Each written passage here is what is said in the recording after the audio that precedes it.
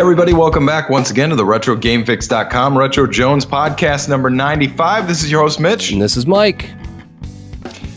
And, well, Mike, I guess a new week, and we have lots of stuff to talk about, and I don't know what the fuck I'm doing right now, so take it over, Mike. Yeah, we do have a lot to talk about. So I'm just fucking with you. No, yes, but we do. So here's the thing. We've got NES. You got your Pinbots. I went to a concert that I was tweeting about last night. Made me want to almost kill myself. Do we want to start with that, or are we going to start elsewhere? I guess that's what was jumbling around in my head, is my brain like farted. Yeah, really we could start there. Okay. And then No Man's Sky stuff, and then some review copy. Bethesda information. First, 678-995-5103. That's a phone number. Questions at RetroGameFix.com or Facebook.com, Twitter.com. YouTube.com/RetroGameFix. That's how you contact us. It'd be super cool if you did that, because we love it. Awesome. So I went to I went to Keith Urban last night. Surprising. It was surprising. So I don't even know who that is, but I've heard of him. Yeah, so the reason being was, so Carrie's went to a lot of shows with me, Kid Rock, Motley Crue, variety of other shows. Not that she doesn't like Motley Crue, Kid Rock, stuff like that. But Keith Urban was in town. I think last year I was telling you that like Keith Urban tickets for the Minnesota State Fair were going for like $400 a ticket. And I was like, for Keith effing Urban. For what? Yeah. Like, and so anyway, he goes to Target Center last night. We get tickets, and I'm like, you know what? At the end of the day, it's a country show, quote unquote, even though country music these days is like pop music. But I was like, you know what? It's going to at least be like a rowdy beer party, and I will fire down some Budweisers with the country folk that go to Keith Urban concerts. It was not a beer party. As a matter of fact, it was the lamest, most boring concert I've ever been to in my entire life. Was it like in a barn or something? Well, no, I mean, well, kind of. I mean, you know, it was at Target Center, which is an older venue. But no, like our entire section, like I got to be honest, I don't know the other. It's Brett Eldridge was one of the other guys, and then some other lady was singing. Those two sucked. I've never heard of either of them. But Keith Urban, I know enough about Keith Urban at like at least have a good time at a live concert. But it was pretty high energy. I mean, it was no Motley Crue or Pantera or Ozzy or anything like that, or Kid Rock for the, you know, or even a Limp Bizkit. But it was high energy, but nobody was standing. It was like all American Idol fans, because Keith Urban was a fucking reviewer, what do you call him? A judge on American Idol.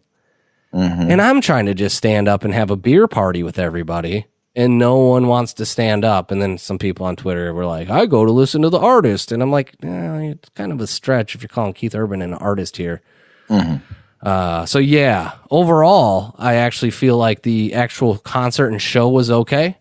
But it's just a group of people just sitting on their hands the entire show. And I'm like, why did you even come to the show? Overall, were there lots of people in overalls? There was a lot of plaid. I actually took a picture. We got out of the show, and it was like an overwhelming amount of plaid and flannel that flooded into the streets of Minneapolis. The other part that cracked me up was the amount of trucks that were in Garage B by Target Center, and they all blacked it in. And I was like, that's ironic. And then, and they were all wearing flannel for what essentially was a pop concert. So it's marketing at its best. If you tell country music fans that pop music is actually country, they're going to listen to it, even though it's actually not country music at all. It's pop music. So that was funny to me. Nothing against people that think Keith Urban is country music, but it's not. But I just thought everybody was going to be fired up, firing down some Mick Goldens and having a good time, and that's not what happened. So it was actually really, really, really boring. So that happened to me last night. I like at the end of the day, I thought, I was like, you know what? We're gonna go downtown. Carrie's driving. I'm gonna catch me a good beer buzz, and it's gonna be a good time. It was not. It was not a good time at all. Well, I hate to admit this, but one time when I was a kid, I didn't have a choice. I was like 5. But I saw Billy Ray Cyrus at the Grand Ole Opry. And And I totally would have expected lots of people in overalls and like milk buckets and like brought their pigs and cows and shit. I don't remember it being like that, but I don't remember liking it either. Yeah, I mean, at the end of the day, I mean, different strokes for different folks. I just assumed that something that's billed as like a country concert, sold out, Minneapolis. You expect to see like Hank and his rowdy friends or some shit. Well, that's what I was thinking. I was like, it's going to be Hank and his rowdy friends are here on Saturday night. Right, exactly. Since he's not on Monday night anymore. Right, and Hank was not there. His rowdy friends were not around. It was funny, the woman in front of us. So there was a group. So remember when we were we went to Wisconsin Dells together? As kind of a family? Actually, I was, you know what? This is funny you bring that up. Let me give you a little side note here. I brought that up today because I got the worst sunburn of my life on that trip. And they had to give me steroids because I couldn't sleep because the sunburn was like so bad. Yeah, that's funny. Yeah, so you remember the group of people that... I said that today, yeah. Yeah, the group of people that we kept trying to slide into, the family. Oh my God, how could I forget? So there's this family of... nerds? Yeah, we could call them nerds. There's this family all wearing like earplugs and like these goggles, and they're all dressed the same. It was fucking hilarious. Before being a nerd was cool. Yeah, way before being a nerd was cool. And every time we would like follow... This sounds so terrible. God, we're a-holes. We would follow this kind of family up the water slides at Wisconsin. It was a wave pool. Yeah, it was a wave pool or whatever. Well, we kept trying to smash into them.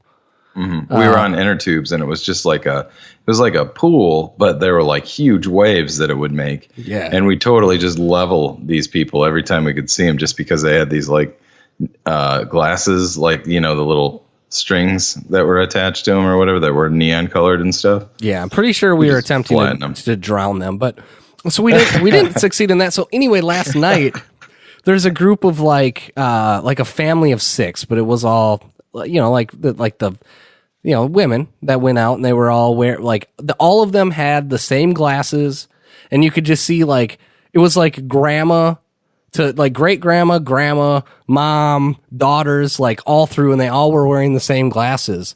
Hank and his rowdy friends. Yeah, and then one. God, I sound like such. Were they there too? No, but I sound well. They were behind me, but they weren't rowdy. God, I sound like such an asshole. But this one, so they were all sitting down and just kind of, you know, juking to the music. I don't know what you would call what they were doing, but like one of having a hoedown or something. No, they were just sitting there, kind of shaking their shoulders and enjoying the show. But this one of the girls got up and decided she was actually going to dance. But her right arm, she couldn't like control her right arm. So she'd get excited and her right arm would like go up. But then she'd realize she was extra excited. So she'd pull it down real quick. And it looked like she was just kind of clawing the air like a cat. Okay. I don't know. Yeah, I don't know how to explain it. I'll have to put up a Instagram or something of it. It was pretty hilarious. But yeah, and then there was another couple next to us. They were like a younger, they're on like a date. And they were like teenagers. And I was like, oh, wow, being a teenager is super awkward.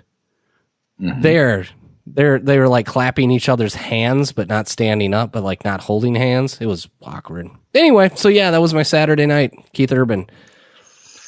Yeah, interesting. What did you do on your Saturday night, Mitchell? Oh my God, what did I do on Saturday? I have no idea. I don't even remember what I did today, to be honest. I think I played a bunch of pinball or something. So, which that would be a good segue into my week here. You remember last week, and you already know everything that happened. I do. I know everything that happened, but the listening audience doesn't know everything that happened. So obviously, anybody that's been listening to this show for any period of time here knows that I've been on this humongous pinball kick, and it's actually a sickness. I feel like it's a sickness that can only be cured with like no more space, and more specifically, no more money. So anyway, I don't know about space, but the money thing was fine. So anyway, last Saturday, not yesterday, but the Saturday before, went to South Carolina. It was like a 2.5 hour drive with my buddy Steve, and we went and picked up my Pinbot. And, you know, it's pretty grungy. It was pretty grungy when I picked it up. I had it for $1,200, and I could have probably talked them down a little bit, but, you know, it's something I want, and I don't care. I just want it, you know? And the plastics were, like, gross. I mean, they were like cloudy, like cloudy as in like mold or something. I don't know what the hell it was, but you couldn't see through the like clear parts of the plastics. So everything else seemed to be functioning fairly well. I spent hours and hours and hours. Like literally in the next couple of days, I probably spent like 12 hours trying to shop it out, just get all the grime off of it and wax the playfield and stuff. And all the plastics actually cleared up pretty well. I thought I was going to, I mean, I still do want to buy new plastics for it, but like, I don't need to. I really don't need to. They actually look great. So I have a Pinbot now, and I'm super stoked about it. I play it all the time, I guess, in the last week. And then a couple days later, and I think I had actually discovered this right before we were podcasting last week. So I think I mentioned it on the podcast last week, but a Brida Pinbot came up, and the dude was asking $2,500, and I'm like, I don't want to spend that. So I was like, hey man, if you're, it's 2000's probably about more what they're worth. So I was like, I just sent him an email on the off chance that he'd be reasonable or whatever. I was like, hey, look, I'm in the 2000 range. If you're open to that, I'd definitely like to speak to you. If not, then, good luck with the sale, right? Because Brida Pinbot is super sexy, by the way. Oh yeah, it totally is. I'd hit it. Yeah, totally. Absolutely. So anyway, guy emails me back and is like, yeah, if you give me cash and you come pick it up, fine. So long story short, I got it. And it is in my basement right next to my Pinbot, and it looks awesome. I tweeted out some pictures. It looks amazing. Yeah, it really does. So I probably today as well, probably the last couple of days, I've been shopping that out, putting new rubbers on everything, and cleaning up all the grime and cleaning up basically everything. And I probably put about 12 to 14 hours into that in the last couple of days. And it looks amazing. And it's a fun game.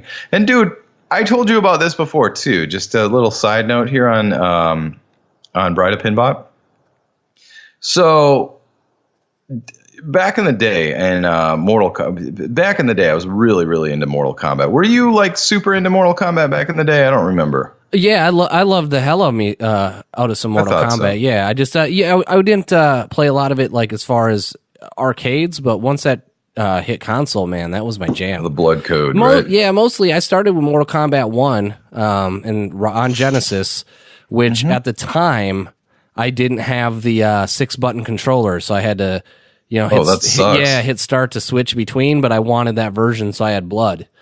And then I got the 6-button controller, which is still the greatest console controller of all time. Yeah, it's unplayable on a 3-button controller. So I love that, and then Mortal Kombat 2 was awesome. So yeah. Yeah, when Mortal Kombat 2 came out, I remember going to the Pocket Change when that had actually arrived. And there were like this crowd of kids and, young adults or whatever around this Mortal Kombat 2 machine. And I was so into Mortal Kombat 1 and like Time Killers at the time. Like it was all just like, especially Mortal Kombat. I mean, we had like Pit Fighter, but Pit Fighter was terrible. And where you had like the motion capture of like real live people, and that's one of the things like graphics like always caught me, I remember really, really trying to like Pit Fighter and had even convinced myself that Pit Fighter was good. I actually have a Pit Fighter board set here that I've been trying to sell for like $20 and nobody wants it working. So it's that bad. It's terrible. It's fucking terrible. So it's anyway, I would almost pay somebody $20, or I wouldn't pay somebody $20 to take it. I would just smash it. But anyway, so I was really, really especially into it when Mortal Kombat 2 came out. It just blew me away, like the enhancements. It was so much better than 1. And 1 was amazing. I loved 1. But anyway, so I got all the magazines, and I probably still have a couple of them where they go behind the scenes and talk about all the actors. At one point, I could probably tell you all the actors' names as well, because you got guys like Sub-Zero and Scorpion, obviously, are the same guy. And Kano, I believe, from the first one, were all the same guy. So they reused a lot of the same guys for the characters and so on. But anyways, not only did I learn about all the actors and all the motion capture, I probably read the same articles like 50 times. I was obsessed, which tends to happen. Anyway, one of the guys, you know, I know who Ed Boon was and John Tobias and the also what. Now I'm just brain farting here. But Dan Forden. I think Dan Forden was the guy. And remember in Mortal Kombat 2 when you have the guy go, Toasty? Yeah. Right? I think that was him. I'm pretty sure that was him, if I remember right. I haven't looked it up, and I need to look it up. But anyway, Dan Forden was a dude that did the music for it. And it's very distinct. In Mortal Kombat, especially the first 3 Mortal Kombats, the music is extremely distinct. So anyway, long story short, as I was looking it up before I got it, I was like, oh my God, Dan Forden did the music on this. You know, for ultimately just jumps right out. And I never put 2 and 2 together playing Bride of Pinbot before, but that music is so Mortal Kombat-esque. Like, it totally is. It's so good. I'm like, that. And really, as far as that goes, like, that makes the pinball for me. The music and the sounds and just the atmosphere that's created with all that stuff. The light show is awesome. You know, all said and done, the faces where Bride of Pinbot's face changes, it's on a cube that it changes 4 times or whatever. That takes up about a quarter of the playfield. So there's not a lot of room for a lot of shots, but it's extremely entertaining. And really what kind of makes it for me is the music. And I guess the light show are freaking awesome. So right on. Anyway, I have a Bride of Pinbot and a Pinbot now. So I have Pinbot, Bride of Pinbot, Earthshaker, Whirlwind, Flash Gordon, and Roller Coaster Tycoon, and Baby Pac-Man, technically in my basement right now, along with all the other arcade machines. So I feel like I have an embarrassment of riches in pinballs right now. So anyway, that's it. That's the big news for me. I'm obviously very excited about it. So yeah, I mean, that's awesome. I want one. We have an auction coming up here in Minneapolis. I think it ends the 16th is when auction closing starts. And so I'm going to take a look at they haven't put up the auction list yet, but if there's a Pinbot or a Bride of Pinbot, I'm going to be hard pressed not to put in a fair bid for those. They're so good. But both of those. I think I would have. So for me, I think I don't know how much I've said this on the podcast, but I'm a huge bubble hockey fan, and I want a Super Chex, but everybody else does too. Yeah, well, everybody else does too, but you also need 2 people to enjoy a Super Chex, and I don't think Carrie's going to want to constantly play Super Chex with me. So that's why you have a kid. Yeah, I do have a kid. She would probably think it's awesome listening to Super Chex, but not quite there yet. So yeah, I will. I am going to see what they have, and we'll go from there. Apparently, it's kind of hit and miss at the auctions in Minneapolis, so we'll see. But yeah, I would love to get my hands on a Pinbot. So right on. It's totally worth it. Now the playfield on mine is what it is. Kind of, it's not great, but I mean, I put some, everything else looks so good. And like, I always like to play pinball with the lights off anyways. It's just a lot more fun that way. So the playfield is what it is. It's not once bad. have I ever been to an arcade where the lights are on. Yeah, exactly. I mean, come on. What's the point? No. Yeah. So, the playfield is okay. It's maybe like a 7 out of 10. But my plans for that thing is I'm going to probably end up putting as much into it as I bought it for. I have located once again. This is a killer. I located in the States at least another repro playfield. I was like, wow, that'll be there.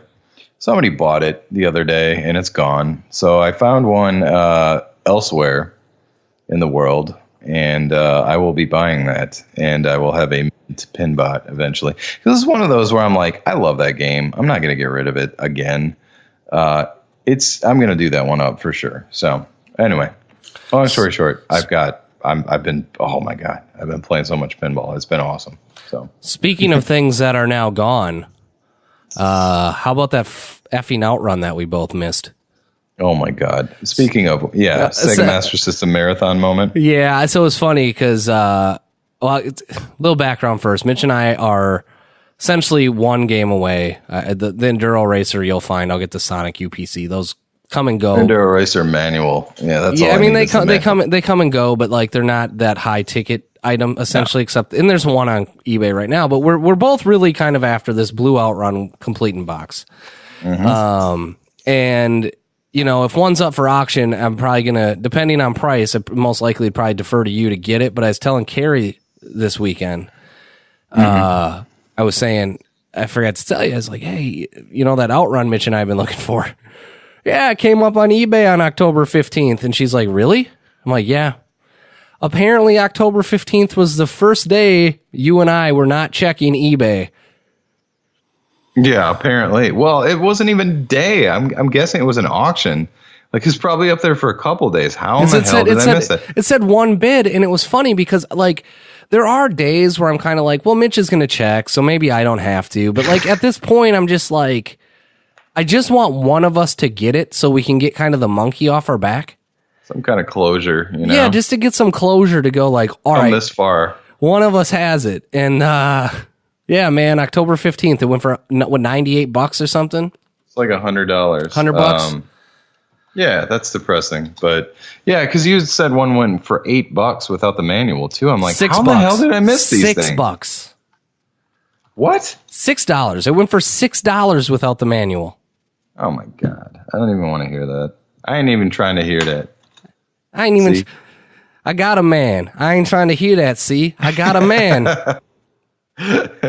That's what I was referencing. I know. But, yeah. For anybody that doesn't know, younger listeners, go listen to Positive K.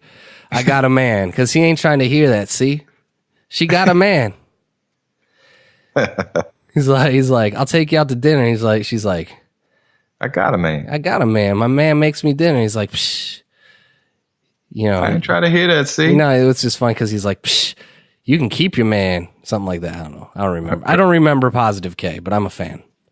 Right on. So, yeah, we totally blew it. And I don't even know how. So hopefully that means that more are coming because they usually come in clusters. As much as that doesn't make sense, it's always the way it comes, or always the way it happens.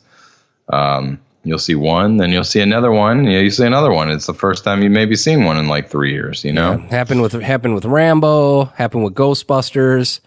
It happens with everything. Yeah, it kind of happens with everything. So hopefully, man, they just come in waves. Yeah, hopefully this will be that time where all of a sudden a couple more outright, at least one more. Like I said, I just want.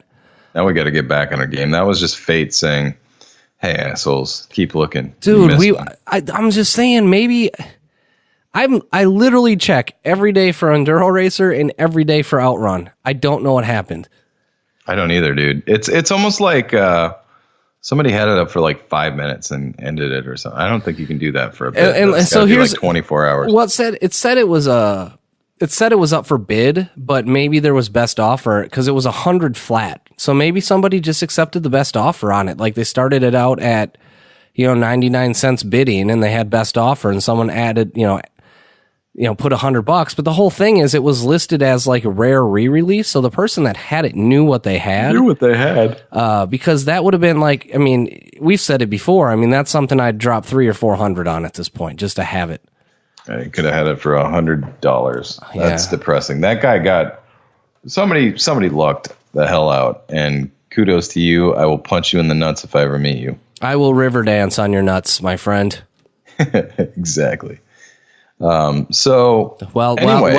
Cotton Eye Joe is playing. Yeah, totally. That's a nice picture for sure. So anyway, so we got some stuff going on this week. On Friday we've got the NES. What's it called? The NES Classic. The NES Classic, which is kind of a mini NES that has 30 pre-programmed games or 60. 30 ROMs on that thing. Right. So, and this thing upscales and everything. I mean, it'll work on like just a standard 50-some inch LCD TV, right? It certainly will. Yeah. Yep. So yeah, I got to buy one of these things, and they're $60, and they come out on Friday, right? They do come out on Friday, but nobody knows how they're going to be sold. What do you mean? Well, They come out on Friday. They're $60. Nobody knows if it's like going to be a pile of end cap items, if it's going to be locked away and you have to buy it like a normal system. It also doesn't sound like it comes with an AC adapter. What? Apparently it's USB powered. How do you even do that? Plug it into your TV or something? Yeah, I'm pulling it up right now. Hold on. Why do they gotta make shit complicated? I mean, is there an AC input or something? Let me check here. Well, no, I think the thought was yes, but the port. Oh, there is an AC adapter. Okay, so the power is a USB cable that then plugs into like one of those USB bricks. Yeah, of course. So it does have that. So never mind. I thought it was only the cable, but it does have the AC adapter. So awesome. I'm totally gonna get one of these things, and it kind of occurred to me because you had brought it up last week. I'm like, you know what? I kind of cleared up. I gotta be honest with you. This week to fit that other pinball or the other two pinballs in my basement.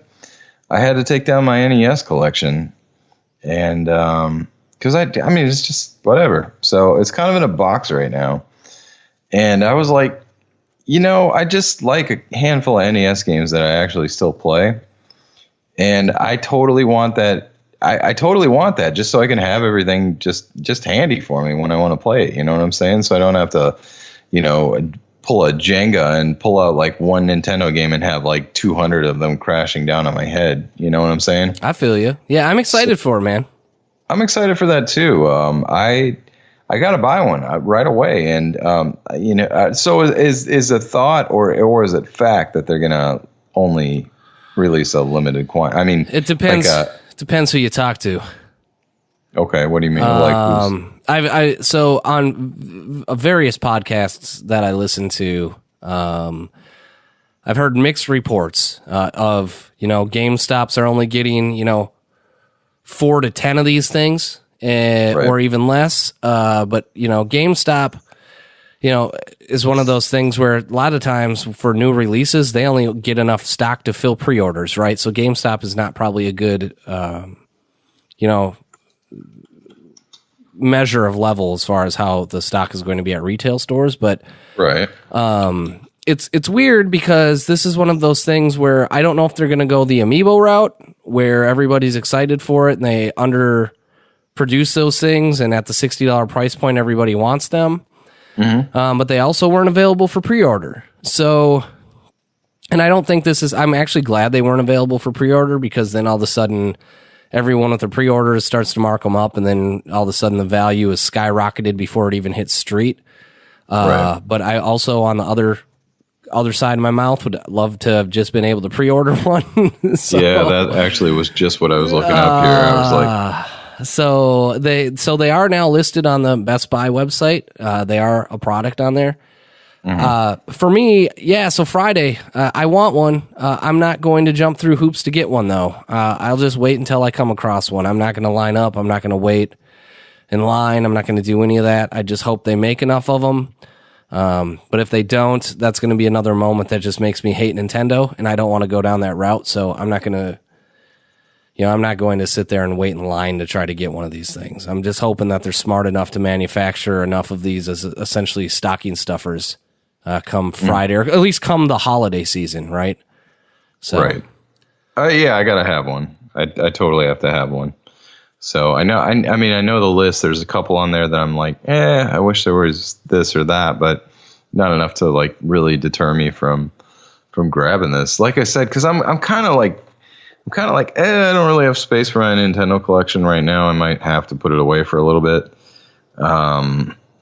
Because I play so many other things, like I don't have time to like scout there. It's so like overwhelming to look at my collection and be like, what do I want to play? Because there's like so much to play. So I don't know. I like the idea of this. I'm actually really excited about it. So. Hopefully by next podcast we'll each have one. Otherwise, we will be complaining about Nintendo or something, right? Yeah, maybe. I mean, I'm kind of past complaining about it at this point, but So the other thing, the good news with that is I did pre-order the supplemental book that they're releasing alongside of it called Playing with Power. Okay. I didn't know about this. Yeah, it's a hardcover book. I'll send you the link. I mentioned it on the podcast. All right. How did I miss that? No. I will. Here, I'm putting the link into chat. But all right. But it's a hardcover Nintendo-looking book that covers the 30 games that are on the Nintendo Classic. So that is scheduled to be delivered to me on Friday. So I will have the hardcover book at the very least to discuss next weekend. Huh. Cool. Awesome. I'm going to order that too. Yeah, 20. I was like, $27. What the hell? And you can still get the hardcover on. It's $14.57. Yeah, for the paperback. Yeah. So I was like, oh, that's cool. So I got that coming, but yeah, it's on the websites. So you're going to have a couple options. Either you try to get to a store and find one, or hopefully get online. And who knows when those orders are going to go up. So I have notifications set for Amazon and Best Buy for me. So I will leave my phone on and I will wake up if I get beeps. And I get a variety of emails throughout the night. So I'm always waking up if I leave my phone on. So hopefully I will get a notification come early Thursday, Friday morning or whatever that the NES Classic is available for pre-order. And then I will grab 2 of them. Okay. Because I'm going to use one for a case for a Raspberry Pi. And I'm going to try my luck at relocating USB ports on the Raspberry Pi as well. Oh, actually, it looks super easy. It does look super easy, yeah. Just solder them off and run some leads to wherever they need to go. So, yeah, cool. Yeah, I'm looking at the game list right. It's just awesome game list. I mean, there's not much. It doesn't leave you much to be desired as far as the 30 just awesome games. The only one I probably would have left out was Donkey Kong Classic. I don't think that really is a, Nintendo game per se. Well, I mean, it's totally a Nintendo game, but I just don't see it being one that because look, you have, Super Mario 1, 2, and 3. You've got Legend of Zelda. You have Link. You have Kirby's Adventure, Dr. Mario, Star Tropics, Super Mario Brothers, the original, the old school one, Punch Out, Excite Bike. Balloon Fights in there. You want it to come with 29 games instead? Well, I mean, I wouldn't lose any sleep if it came with 29 games. All I'm saying is that put Gradius in there, or get I can think of other games that would have probably been a better choice that were also Nintendo developed. I mean, first party games. But anyway. Yeah, I'm assuming some of it came down to the fact that they had to make an emulator that could run a variety of the games, and maybe something like Gradius wasn't easily adaptable, and so they maybe were kind of handcuffed to the fact that they had a first party emulator that they were building that needed to work across all games. I don't know why that would make a difference, but all in all, I am very impressed that they had some favorites that aren't as that are popular, but not as popular, with Balloon Fight and the Mario Brothers arcade.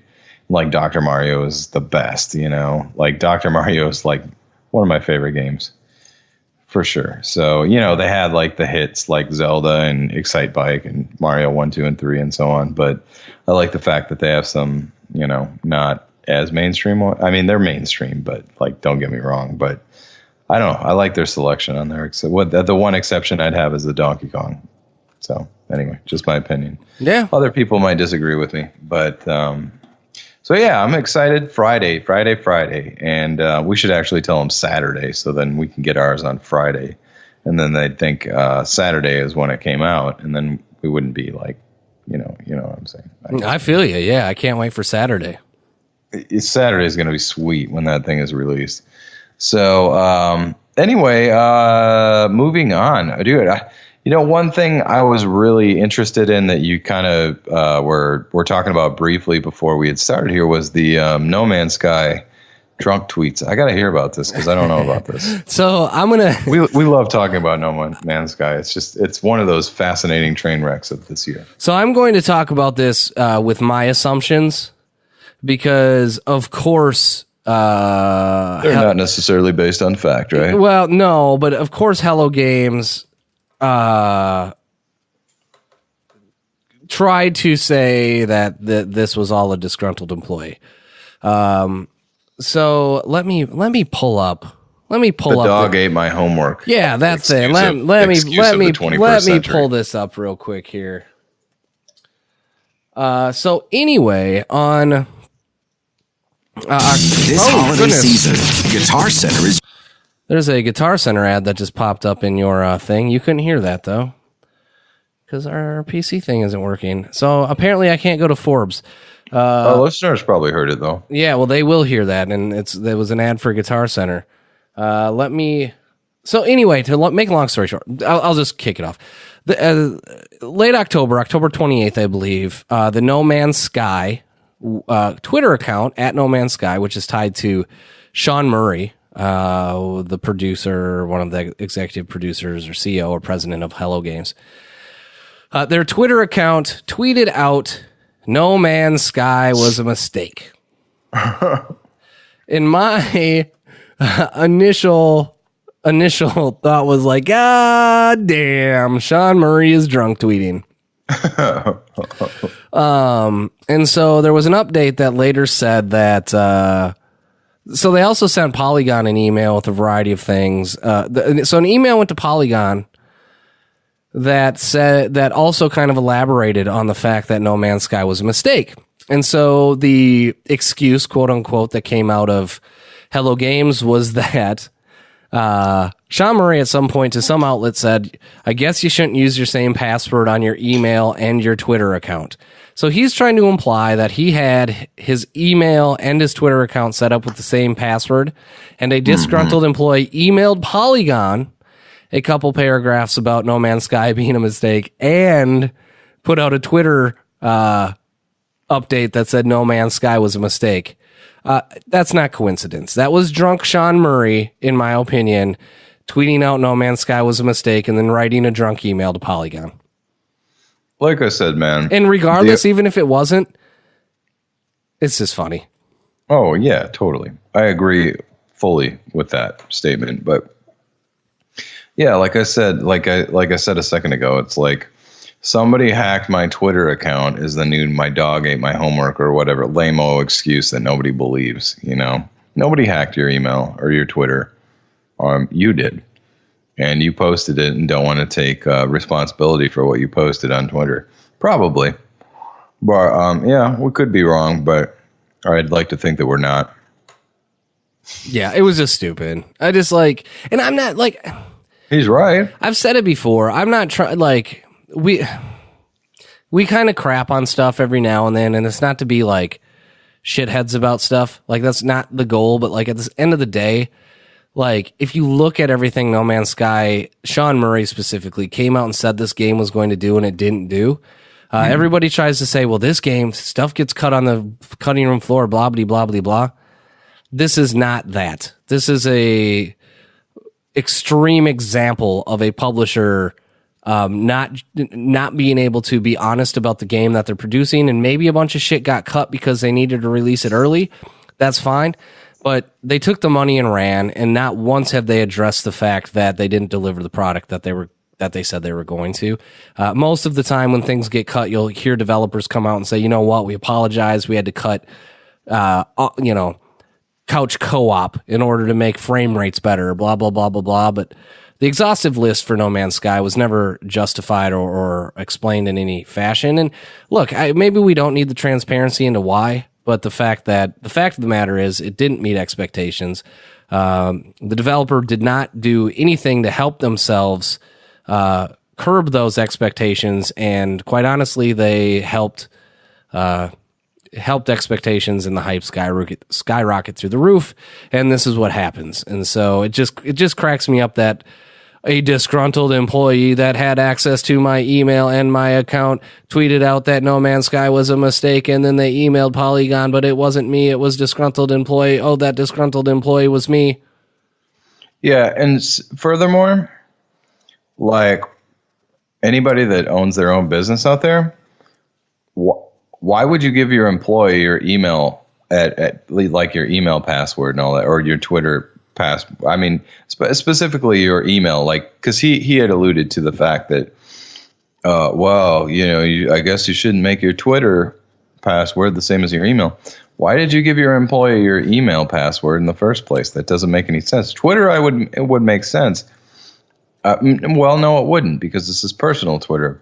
Well, it wasn't a personal Twitter. It was, but at No Man's Sky was accredited to him. But regardless, this just goes to show. He was saying, oh, somebody knew my email password, so therefore they just applied it to my Twitter thing. Why would your employee know your personal email password? That doesn't make any sense, does it? No, that's ridiculous. No, it doesn't. And no, it doesn't. And secondly, it just goes to show that they didn't learn anything, because had they hired a PR firm to do this, those passwords would have been kept separate or somewhere else. Right. And they still didn't hire a PR firm at all, because they're morons. Like, hire a PR firm. And here's the other part of it.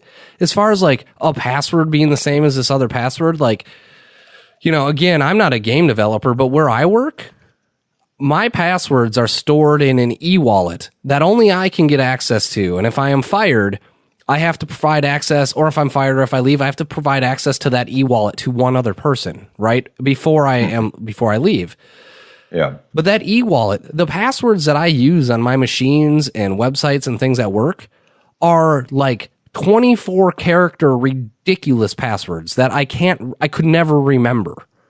Right. They're random gen passwords that in order to use the applications that I need to use, I literally need to go to eWallet every time in order to get those passwords, because I cannot remember them. It's called security. You're a game developer, jackass. Well, that's what I'm saying. It's like, I would assume this guy knows something about the internet or technology. Yeah, you would. Like, he's not like my dad. Yeah. Who apparently I shouldn't use the same shut the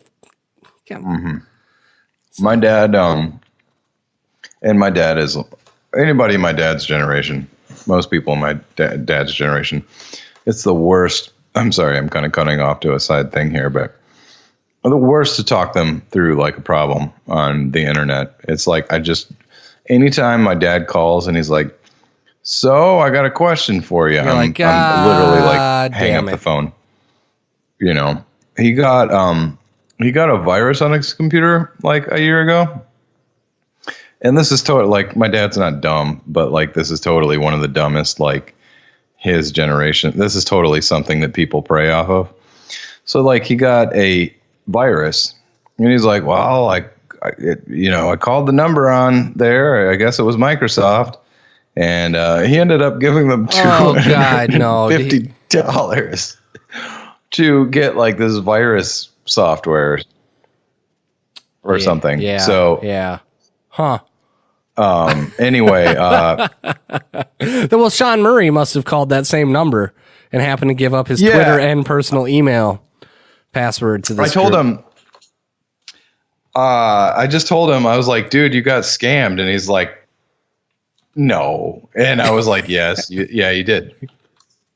And it turns out, like, I was finally like, dude, where did you get the number from? And he's like, oh, it was on my computer. And I was like, is it on the, was it on on the message that said you had a virus? And he's like, yeah.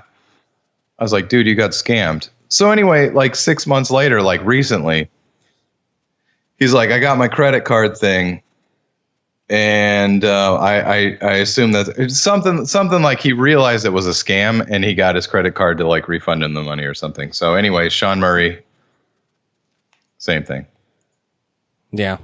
So anyway, that was my little side quest there. But that my point is, dude, have you never used the internet before? You're a software developer.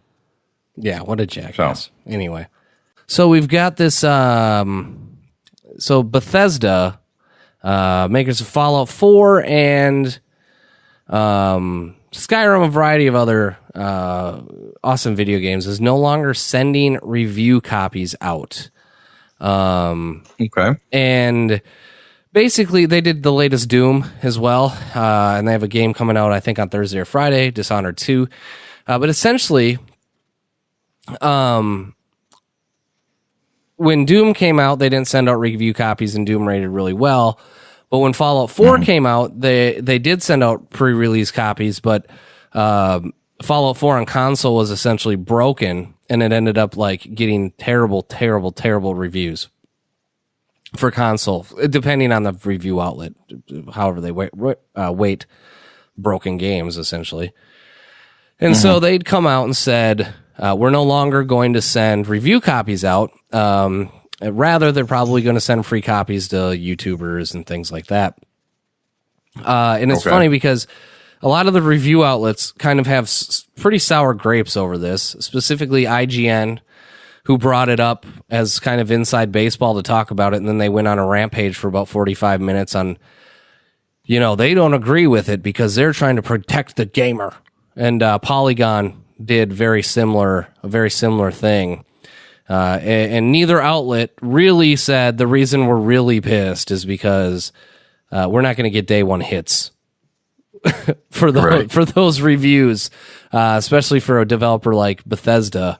And so I guess my biggest thing is like, I just wish they would call it like they see it and say, hey, you know what? First and foremost, this is going to impact our bottom line, instead of trying to justify the fact that they're out there for gamers. Because at the end of the day, I have never, ever not bought a game because of a review.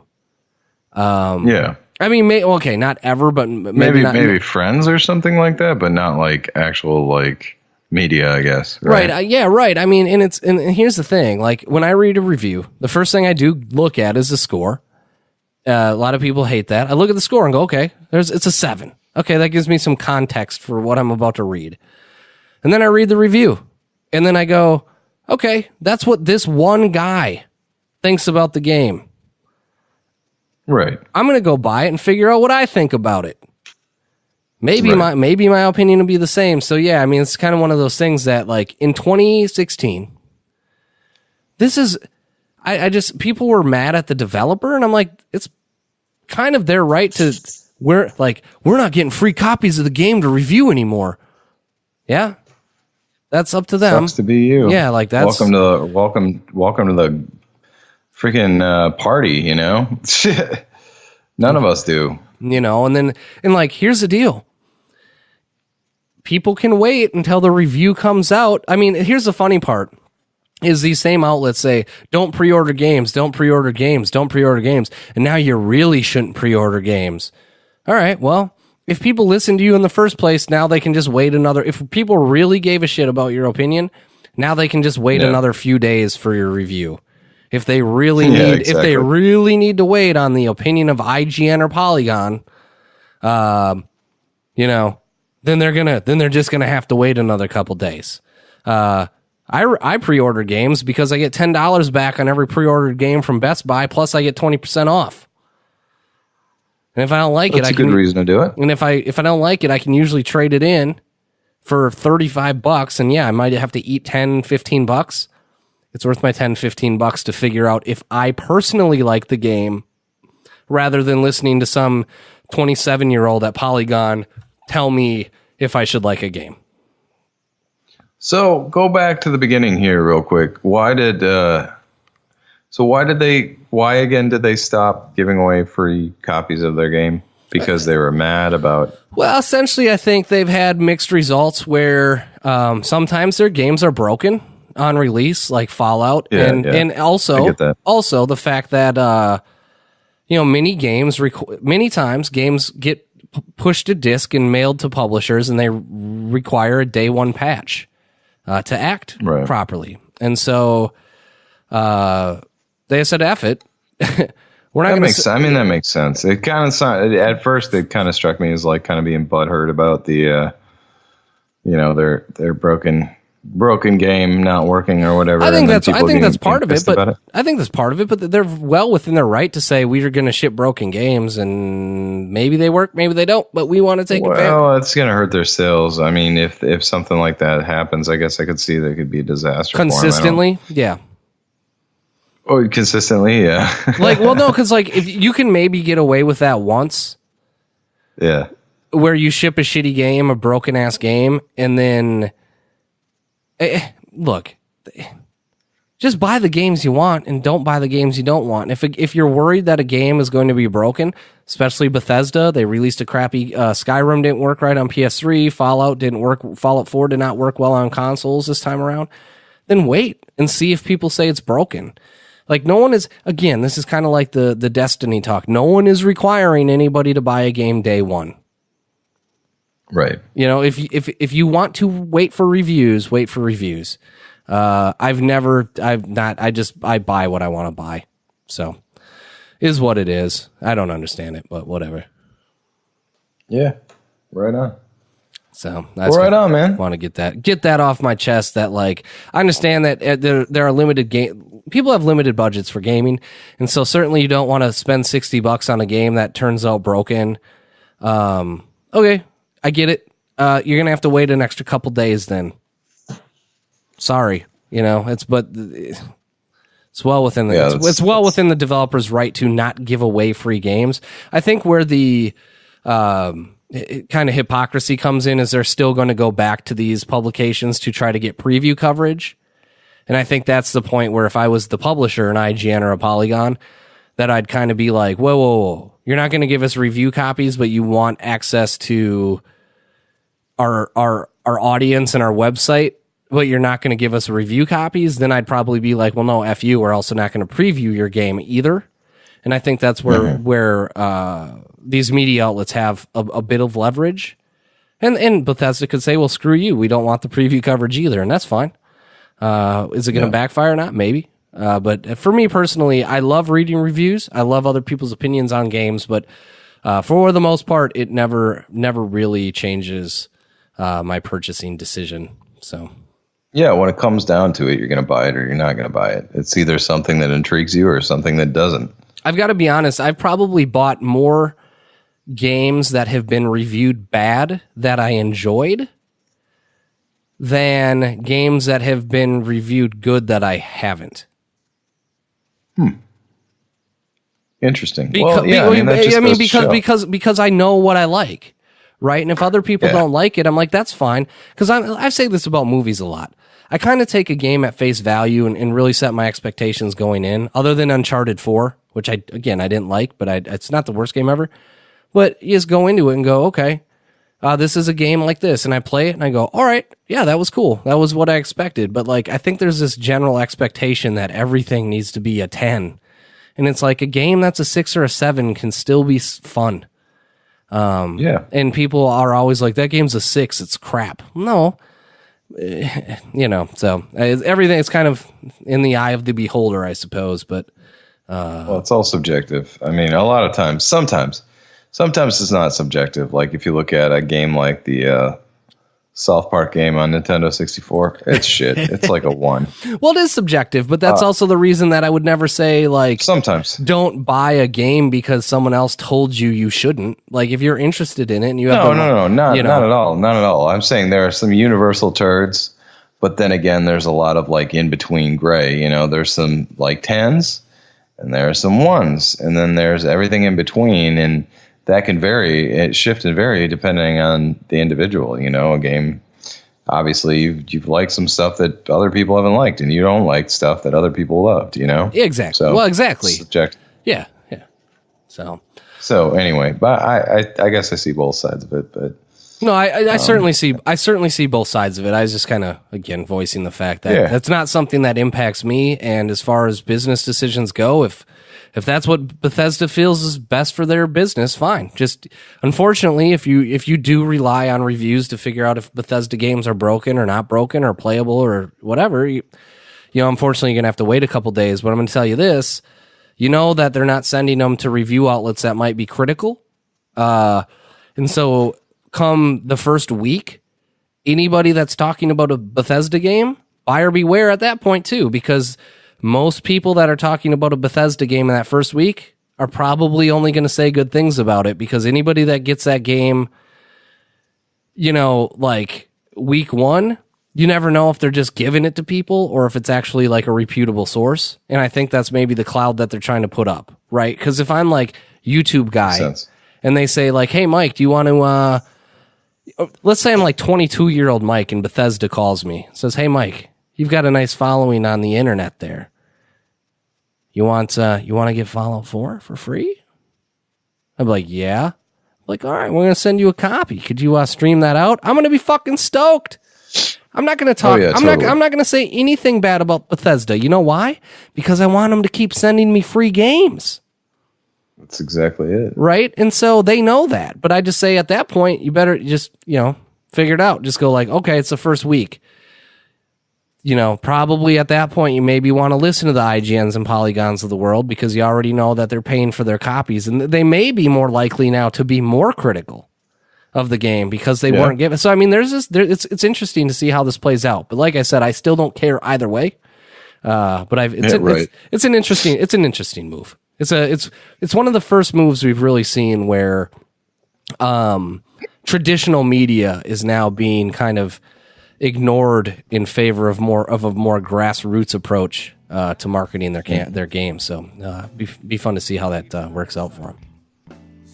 Cool. Well, that's something we should keep our eyes on and follow up with as it unravels and develops. So cool. All right, on, man. Well, I honestly I don't have anything else for this week. Do you? No, I don't have anything. All right, let's wrap this thing then. So for RetroGameFix.com, the Retro Jones podcast number 95, this is Mitch. And this is Mike. And we'll see you next time. See you later.